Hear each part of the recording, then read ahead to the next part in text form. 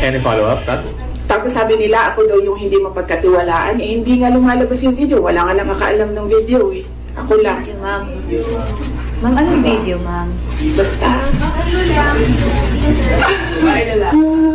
Ma'am, anong video po yun, ma'am? Ay, pag sinabi ko yung gender, alam niyo na kagad kung sino eh. Anong video? Alam niyo naman, di ba? Gusto niyo lang talaga manggaling sa Ma'am, akin. hindi po.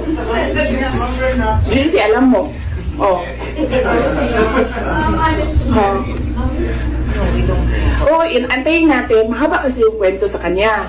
Tapos pag kinento ko yung parte lang ng question na yan, sayang naman yung ibang chismis. Hindi chismis yan kasi ako yung ano eh. Pero may alam. Ma'am, is this the Pulveron video?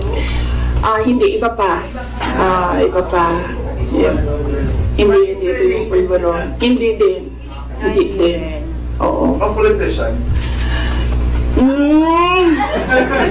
Wala na bang question? Ano na ito? Fishing na ito. Fishing. Ma'am, yung topic na lang ng video, about saan lang yun? If that Next question na. Maraming salamat.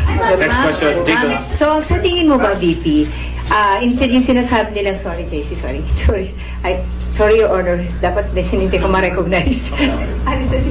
So, ang sinasabi mo, VP, imbes yung sinasabi nilang you're making diversionary tactics, ikaw yung nagiging diversionary tactics nila. Ako yun. Kasi, tingnan nyo, Sa totoong problem. ako mayor ako ng 3 terms. Noong simula ng term, pinag-uusapan na kaagad namin ng council yan. Ano ba ang landmark legislation ninyo for this 3 years? Nakikita niyo ba na meron silang landmark legislation? Wala. Inuubos nila yung oras ng mga kita niyo yung mga tao sa DepEd. Wala na nagawang trabaho yun. So, kakaupo nila doon. Inuubos nila yung pera ng taong bayan diyan sa mga hearings nila going after me. And wala silang pake kasi ang gagawin lang nila is magbigay ng pera kung saan-saan.